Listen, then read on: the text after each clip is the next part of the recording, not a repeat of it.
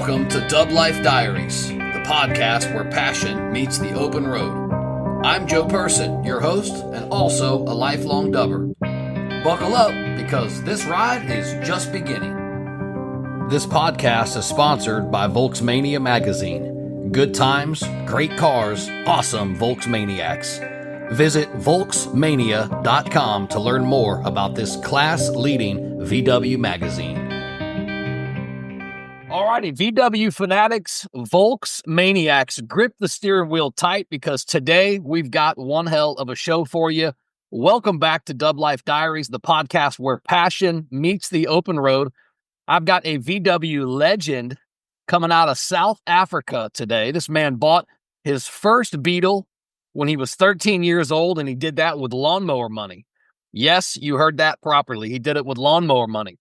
He was supposed to retire recently, but instead, he built Afribeetle, one of the most passionate VW hubs in all of South Africa. This man has restored more classic bugs than most of us have seen in a lifetime. He's traveled 10,000 kilometers across Africa. For those that don't know kilometers, that's about 6,200 miles in a Beetle convoy. And get this, he's even got a secret VW collection that might be closed to the public, or is it? Today, we're cracking open the vault. We're talking bush mechanics, wild road trips, and the most insane breakdown survival story you've ever heard. Plus, I'll finally try to get him to spill the truth on whether or not this private collection really does exist. Ladies and gentlemen, let's welcome my man, Oom Chris Coetzee, to the show. Welcome to DubLife Diaries. Awesome, man. So look, before we dive in, I just want to give a couple of shout outs to obviously my sponsor, Volksmania Magazine. Subscribe to the best Volkswagen magazine in the world. Watch for DubLife Diaries coming up this summer with a feature going through some of our episodes. Visit Volksmania.com. So if you go to Volksmania's website and sign up and subscribe, you can use DubLife 10. That's DUBLIFE 10 for 10% off your first issue. And obviously, Marcel, I know I just shouted you out, but I want to do it again. Marcel from Afribeetle worked very hard on getting Chris and myself together for this awesome episode. So Marcel, publicly, thank you for your diligence. So back to you guys. Back to you, Chris. So you bought your first Beetle at 13 with lawnmower money, right? I want to hear what's the story behind that. It was a teacher of mine, and then I asked him if he wants to sell it to me. So I bought it and I repaired it. And then I was driving it for a while till my dad stopped me because I was under the age and I haven't had a proper license on that time. Now that was it a 56 Beetle? No, that was a 1964. It was a 64. Okay. How does a kid from Stellenbosch grow up and end up becoming obsessed with Beetles? Well, I started very young, and then I went to the Navy in Simonstown, where I did my trade on VW Beetle and Combi. And like they say, the Goga bites me. So I kept on. And yeah, then when I was qualified, a week after I qualified, I walked out at the Navy and I started my own business in Stellenbosch. Now and I was only repairing Beetles and Combis on that stage. Already that long ago. That's awesome. Now that first 56 Beetle that you got for in America, $8, believe for you R150. What did it take to get that running? In our money, and it is quite a while back, it was about 50,000 rand, which was very much on that stage.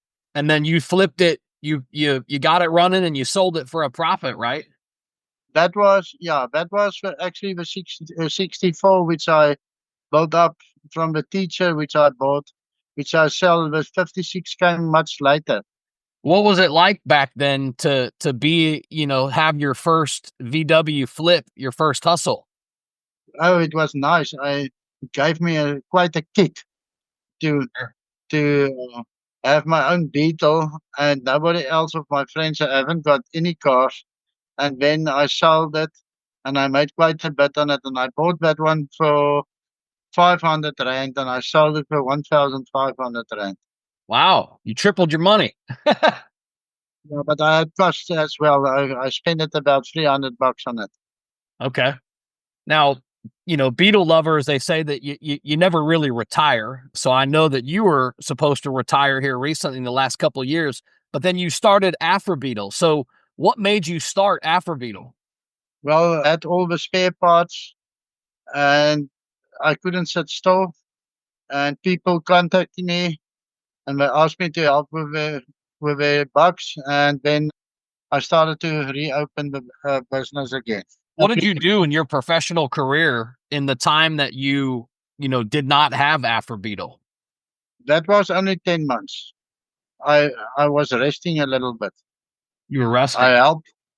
Yeah, I helped a little bit with the other Beetle place, but yeah, I decided to start my own again, every Beetle. You had mentioned the George Motor Show wins in some of our previous conversation. Did you expect to walk away with wins or with trophies from the George Motor Show? Walk me through that just a little bit about what that was like. No, you never know before because you don't know what not rock up at the shows. But I knew I've got a good chance, and I was winning a couple years after each other, and then I stopped to go. What do you think separates your builds from other shops that also restore classic Volkswagens? Definitely quality and originality. Quality and originality. Two very good statements. Quality has got to be there. I've talked to a few other folks that restore Beetles for a living as well, and they mentioned the same thing, that the quality and the standard has to be very high. So I certainly understand that. Let's talk about the VW community because you've been a part of it for a very long time. What makes the VW community different from other types of car cultures? You know, Joe, all the Beatles is driving on a different way. They're not one is the same, and each and every guy knows his own car. So when a customer comes in and they say to you, "My car's not running right," you must go with him in the car and he must explain to you what is bothering him, so that you can put attention to that, and you must listen carefully and because they always explain that on a different way than you do it in a mechanical way. So you must be very sensitive to listen very careful, and then you must work according to their complaints. It's not like a VW Golf which you take into the garage, they set it on a computer and off a guy goes. Right. So that more personally, you must be much more personally involved with the client to make sure you get him happy on the end.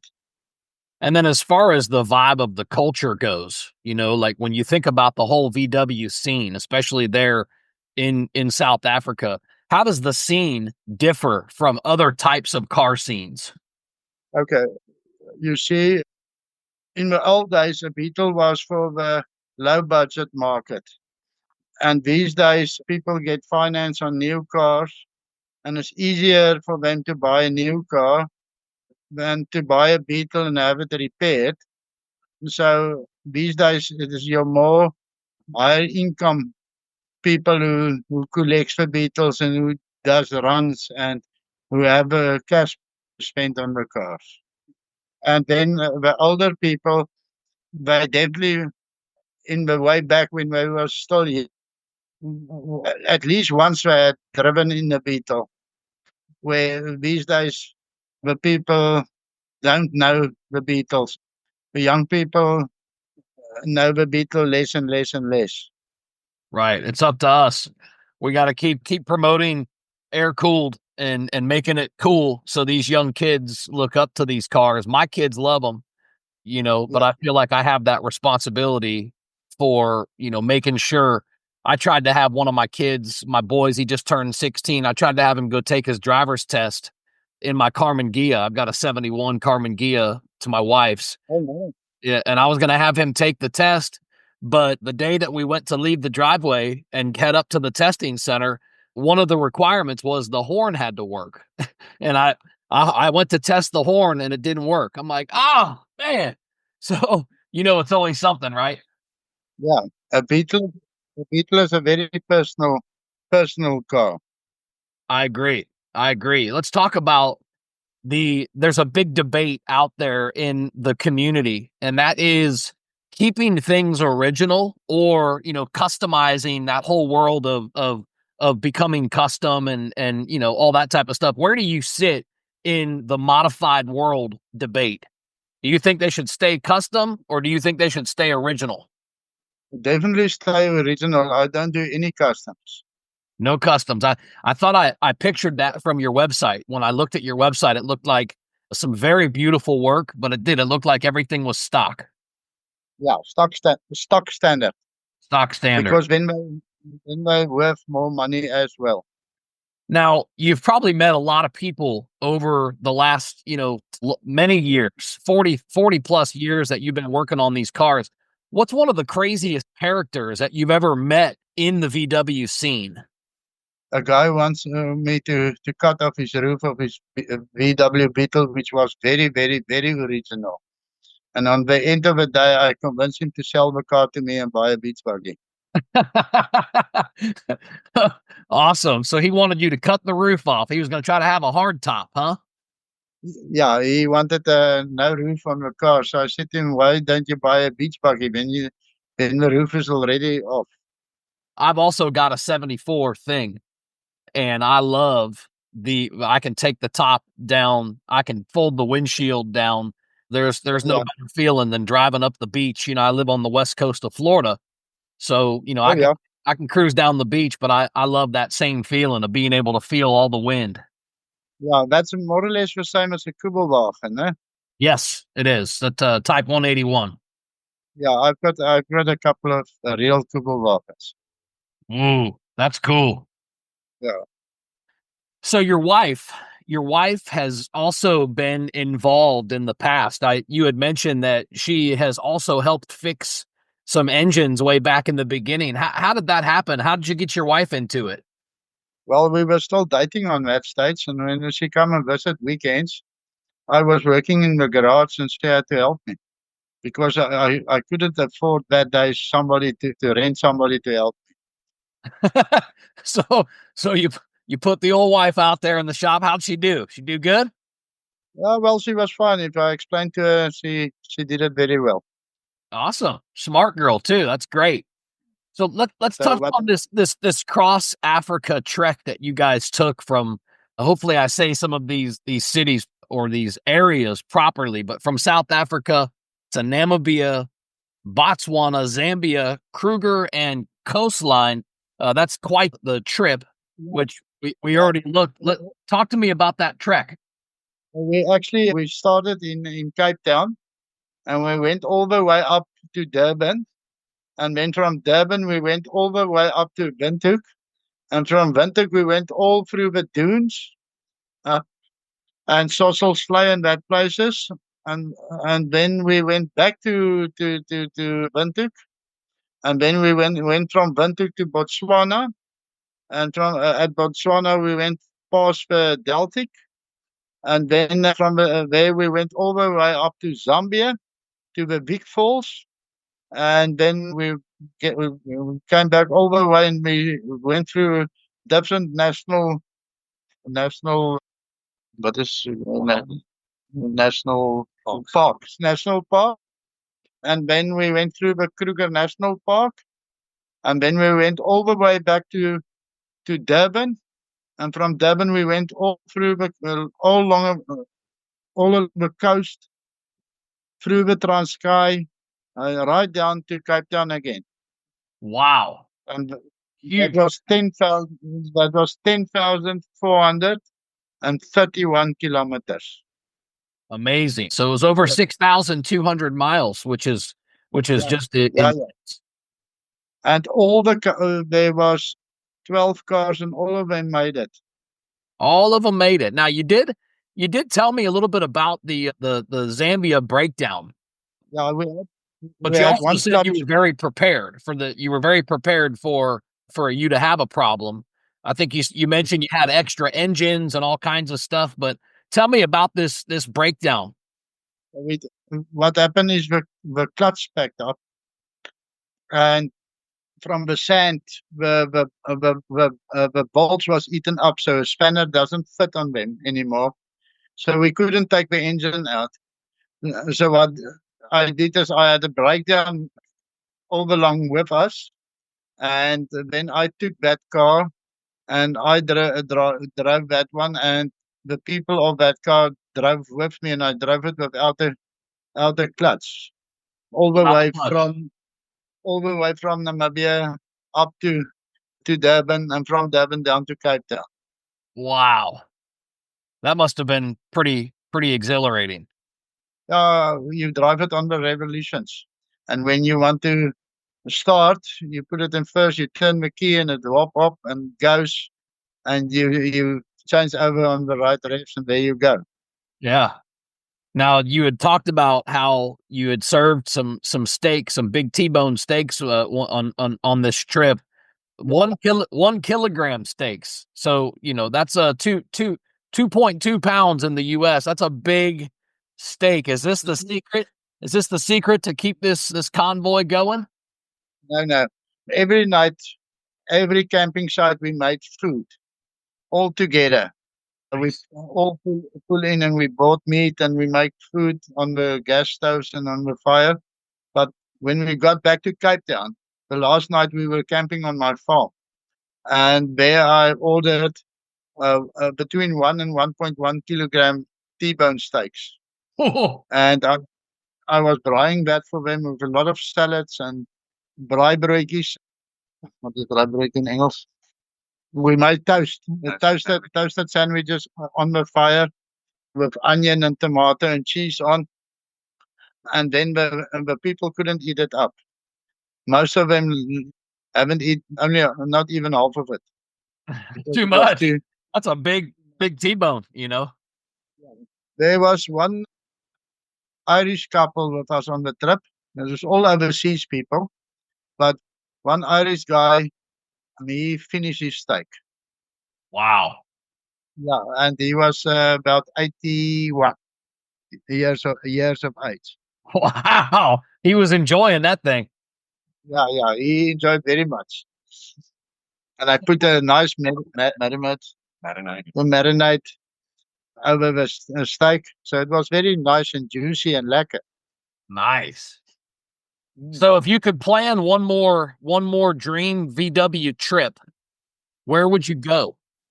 Exactly the same. I will only cut out Durban, and I will go straight from Cape Town to Namibia, Botswana, Zambia, maybe another country or two up in the north.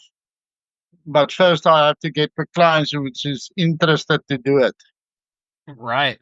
Get the small convoy again. Now, small convoy. You had mentioned that you have a private collection that potentially nobody has ever even seen, or maybe they have. One or two people have seen it. The problem is I can't take people into the shed where it stands because you can't walk through them. They too closely parked, and there's boxes and boxes of spare parts between the cars packed. So there really is a private collection. What's the rarest VW that's in that collection? 1951 Splitty. Wow. I've got all the Beetles from 1951 till 1978, each of every one, and a couple of doubles. Oh, whoa, that's insane. And I've got all the split combis. Then I've got all the bay window combis. Then I've got a couple of microbuses. Then I've got 3 or 4 Kubelwagens. Then I've got all the Carmangias. And that's all the cars were sold in South Africa. No?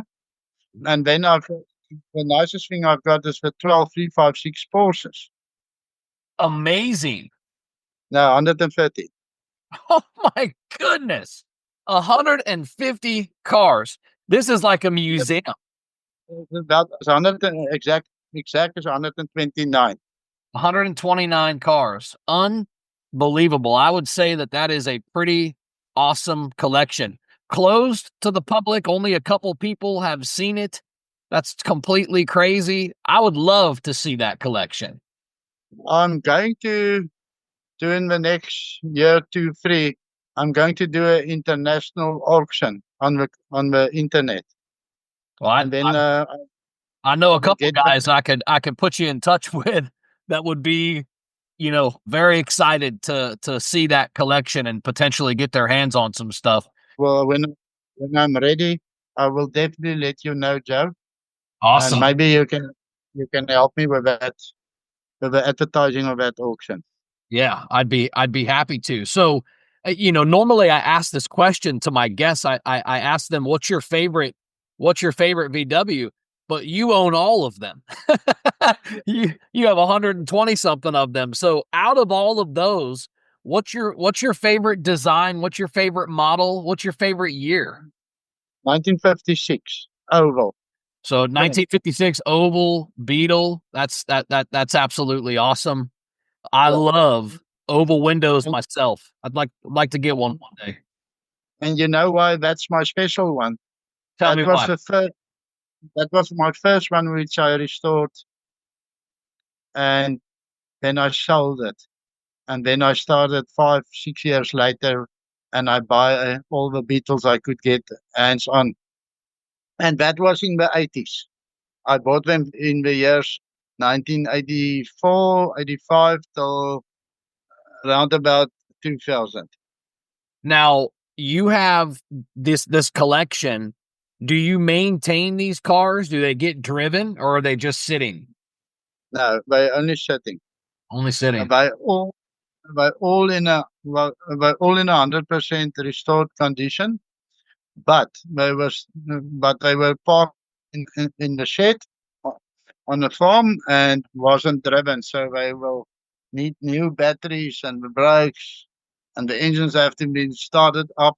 But then what I do from time to time is I take a spanner and I turn the engines. But Gonna yeah, I must get them out and I must get them up and running and I must get them cleaned again and I must get them on the auction.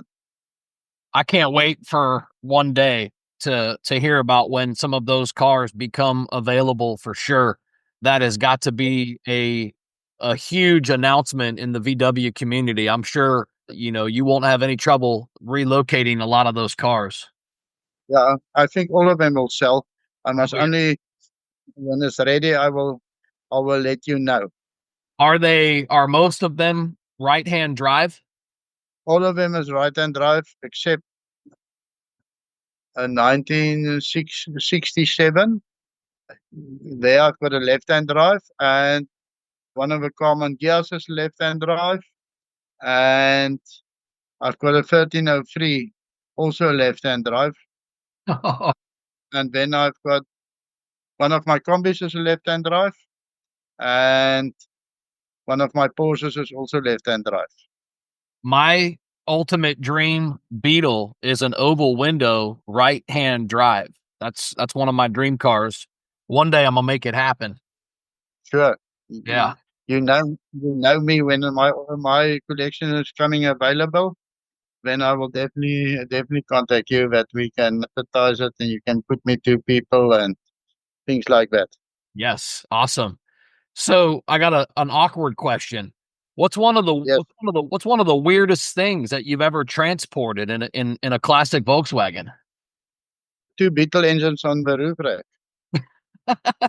That's a lot of weight. Yeah, 700, I eight put hundred pounds, huh? yeah. I put it on a roof rack and I transfer it from Oslo Bay to Cape Town. So let's talk about Afribeetle, because I know this is relatively a newer business venture for you, but you have a lifetime of experience. What's next for Afribeetle? What do you think you're doing as far as building cars go? Do you have anything coming up? Are you releasing anything? Is there anything Yeah, exciting you're working on right now? yeah, look, we do a lot of rebuilt engines. We're also exporting engines to Europe okay.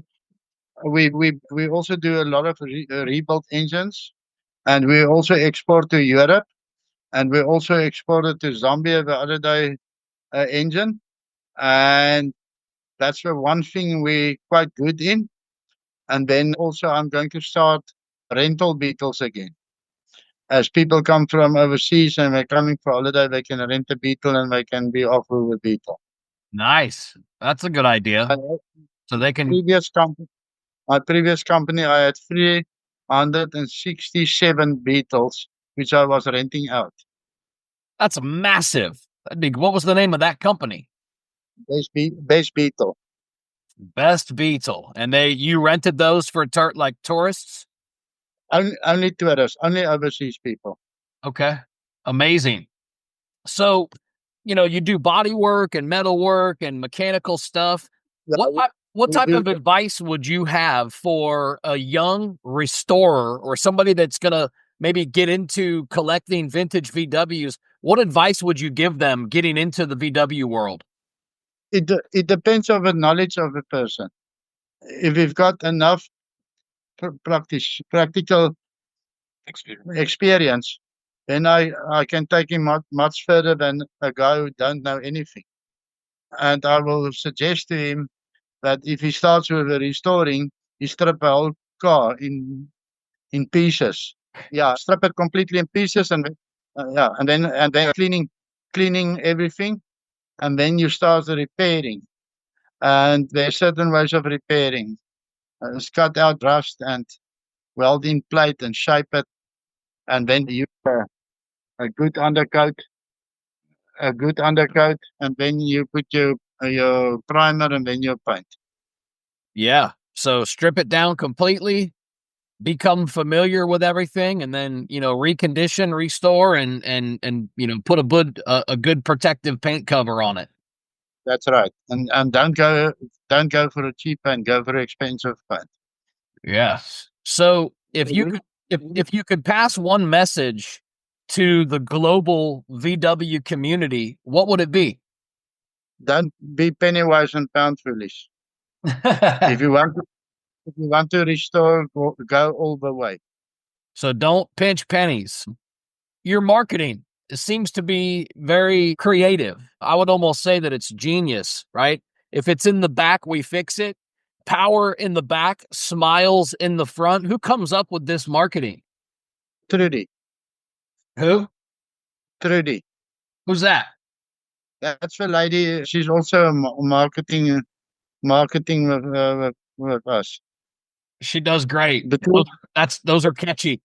When I first found you guys on Instagram, that's what I saw. I saw some of those pictures and I was like, oh man, I got to reach out to these guys. That was really cool. Good marketing. Good job. That's between Trudy and Marcel. They work together. Awesome. Good job, Marcel. So how can people get in touch with you in South Africa? Shout out your Facebook, your website. Tell us how people can connect with you. Maybe Marcel can answer that better. Okay. Hey, man. The guys can contact us on contact afribeetle@gmail.com. They can find us on Facebook. It's under Afribeetle Pty Limited. We have our Facebook post there, and we share our new videos and the new engines we put together. Especially when we tow new stuff, we share that as well to see what new stuff is coming in and what client stuff we're taking out. So there'll always be updates on Facebook and our website, afribeetle.com. The guys can find us and sign up there and check for new parts. Awesome. No, we're also going now online with spare parts. In the next 2-3 weeks, we will launch our online spares division. I'm excited and I'm eager to see and hear more about this collection in the coming months. I've got a couple of friends here stateside that'd be very, very excited to be able to get their hands on some of that. So totally amazing. Please, Joe, just wait till I contact you. No problem. I promise you, you will be the first one. Okay. And I promise you, I will never bother you about it. Must I believe you? You can count on that for sure. We appreciate it very much that you gave us the opportunity to do interview today. Yes, thank you, And guys. And that's a wrap for this episode of DubLife Diaries.